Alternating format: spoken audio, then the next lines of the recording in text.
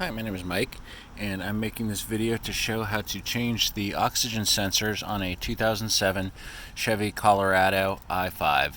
This video should also be applicable to any first generation GMC Canyon or Hummer H3.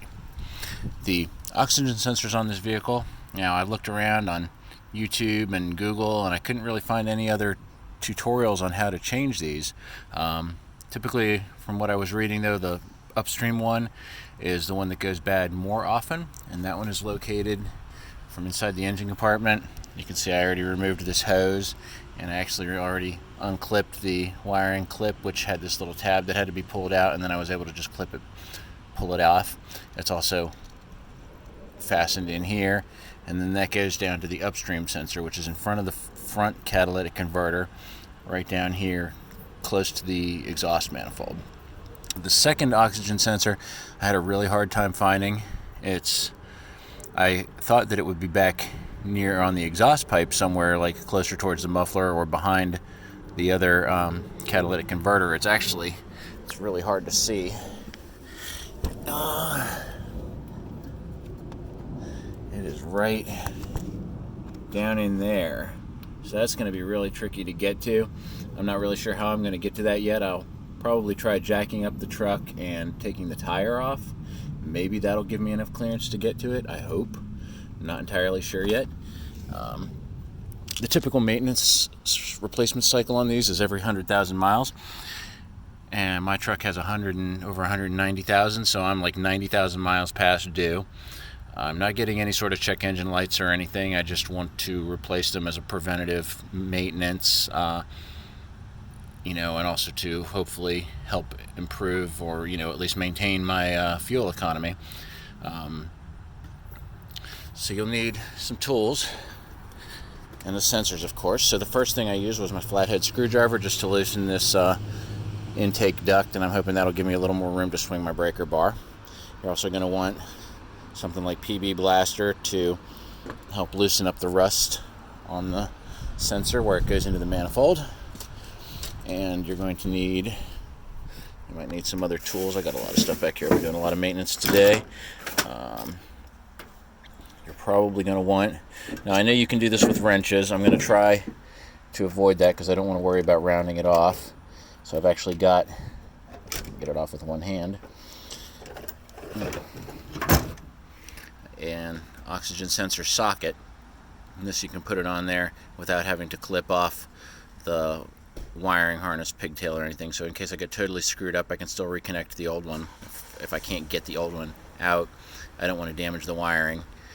And you'll need the sensors. I bought mine from Rock Auto. They were about half the price there as going through an auto parts store. Obviously if I needed them right away I could have gone to a local auto parts store. So I bought two AC Delco, and I marked them which one was which. There's a ACD 2133207. That's the upstream sensor. And ACD 2133908. That's the downstream sensor. I haven't pulled the downstream one out of the box. I did pull the upstream one out of the box just to kind of look at it a little bit. Make sure that the wiring harness looked correct before I started unhooking the wiring harness on the old one. And you can see that it is already coated with a little bit of RTV anti-seize. Hard to remember the name sometimes. So it's already coated with a little bit of anti-seize. I'll probably stick some more on there before I stick this in. I wish I had some high heat anti-seize. Doesn't look like they used high heat anti-seize on here though, so anything is better than nothing. So I'm going to put a little more on there before I get the new one in. That is assuming I can get the old one out first. So you can see how this is held in, which is one of these little squeeze things. So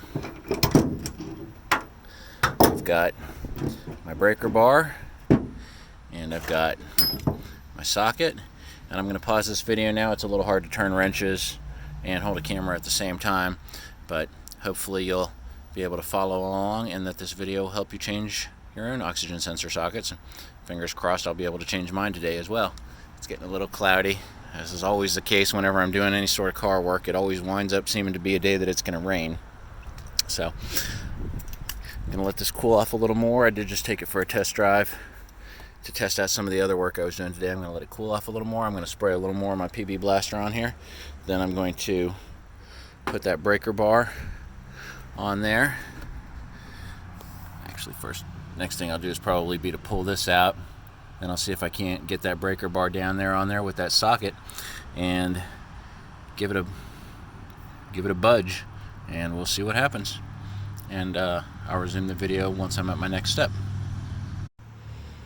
Alright, and here we have the front oxygen sensor removed. You can see the hole, I believe it's called a bung that goes into down there. And it was actually really easy to get out. I mean, once I was able to get the breaker bar on there and get it at an angle where I could turn it a little bit, it broke free almost immediately. And then after that, it was loose enough and the threads are pretty short. I was actually able to just twist it out by hand once I broke it free. So now to get the replacement and get that installed, I'll probably do them one at a time and replace the first one, test it, then replace the second one. I know you are supposed to do them in pairs, of course. A lot of forum threads said just do the first one, as it's some more problematic of the two, but obviously I want to do them both. So if I can. That second one's going to be tricky and probably a lot of cursing involved. So let me go ahead and pause this video again, and I will restart it once I've made a little more progress. Alright, and here's the new one, all buttoned up. It was pretty tricky getting that lined up in there. I had a really hard time. I was almost scared for a minute that I might not be able to get it screwed back into its hole because of like thermal expansion or something with the heat and the cold. And one other thing I had a hard time with was actually pulling the old one up out of it because it had that little black tab. But there it is. It's all back in its home. I don't know if maybe I should have routed this wire a little bit differently, but it seems like it's pretty secure in there. And not too near the hot water hoses. I'll just keep an eye on it periodically. Maybe I should have routed it around the other way, around the transmission dipstick. But I guess I could have gone and looked back on my videos and see how it was routed properly, but this seems fine. I'm gonna put my intake hose back on. We're gonna test it up, make sure it runs properly, and then I'll give a start on the second one. And here we go with the new one in. You can see it down there. Engine started right up. No sign of exhaust leaks or anything. If anything, it almost seemed like it's running a hair smoother, but that's probably just my feelings on the thing, rather than any actual improvement. You can see it right down there. Alright, so now to shut the engine back off, jack it up, see what I can do about reaching the downstream oxygen sensor. Alright, so here we are with the car jacked up on a jack stand, tire off. Give me a good chance to inspect my brakes while I'm under here. I was able to get my oxygen sensor socket on there and loosen it with just a socket wrench. It would have been really tough to get the breaker bar into that sort of a space. But that wiring harness it's going way up to the back of the engine. You see that? I guess that's the transmission dipstick tube back behind it. Man, they really didn't want people to be able to change this. So, what's this thing? It's saying it's designed by engineers, not by mechanics or something, that they really just didn't want people to be able to get in there and do this for themselves. Alright, well, I guess I'm gonna loosen it and take it out and then try to get that wiring harness. I don't know if just try to get the wiring harness first. It's like behind the motor. I don't know if you'll even be able to see it here. Jesus, this would have been easier with the truck on the ground at this point. That's what I was thinking earlier. Okay, I can get my hand on it. It's way back there. I don't know if I'll be able to crawl underneath and reach it more easily. I really don't want to be that far underneath the vehicle, but what are you going to do? Alright, well, let's just try it and see where I can get to. Thanks, GM. Alright, here we go. I was able to get the old one out. You can see the hole. Arm is twisted all crooked and everything, but hey, I made it. So I was able to get the clip to unhook the connector from inside the engine compartment. I was able to reach my arm down. This is just this type. It doesn't have the black push-in piece on this one. So, and then to free up this area here, I removed this inner fender piece, dust shroud or whatever you want to call it, which was just 1, 2, 3, 4, 5 of these black plastic push pins. So, and it was just secured around here. So once I got that out of the way, that gave me some clearance to get back in here to the where the sensor itself was. And it was still really tricky reaching up there to the connector. I'm not sure if I'll be able to reach this way to put it back on. Let's see if you can see where my finger is right there. There's where the other end of the connector is. Let me try to get the camera to focus on that. Oh, it won't focus. It's right up there if you can see my finger moving. So I'll try to push it up there, but let's start by getting the new oxygen sensor into its hole here. Hopefully I'm almost done. Still a lot more work than it needed to be to reach this. Oh joy, I just saw while I was underneath it here, my inner tie rod end, the boot is completely broken on my steering rack. I hate doing inner tie rods. I'll pay somebody to do that. That's too much work. And then you always got to get an alignment afterward. Damn, the boot is completely torn. Shit, I noticed my steering had been feeling a little weird lately. I just changed the power steering fluid too, just earlier today, because I could tell if something felt off. Alright, well, damn, I could take this off. I don't know if I could just... They used to make those boot kits, but those are for CV axles. I don't know if they make a boot kit that screws together for the rack. Shoot, well, one bridge at a time. Let's get the oxygen sensor back in. Alright, I just did a really terrible shoddy repair on my inner tie rod boot there with...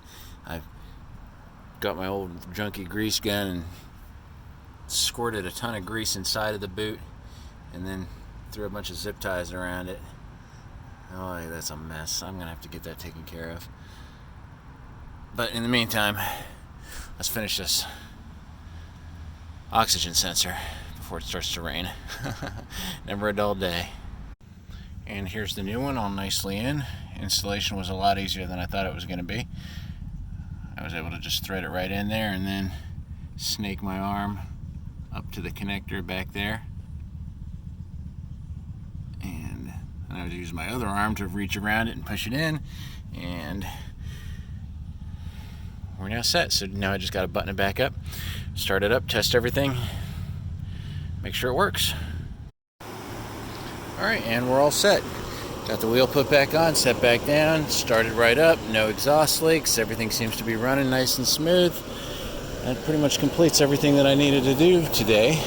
I'm going to have to research getting a split boot maybe that I can put on there. Looks like they still make those. I remember years ago when I worked at the auto parts store, we sold those. It's kind of a gimmicky thing. It's not as good as actually pulling the outer tie rod in, but I always hate doing that because I feel like you have to have an alignment afterward. So, always something, but now everybody's least favorite project is picking up all of my tools. But it's doing alright, not bad for a truck with 190,000 miles on it. And if this video was helpful to you, please thumbs up and like and subscribe to my channel. I have a lot of videos about Chevy Colorados, which are also applicable to GMC, first generation GMC Canyon and Hummer H3 trucks. And it would help me out a lot if you hit that bell. Thank you.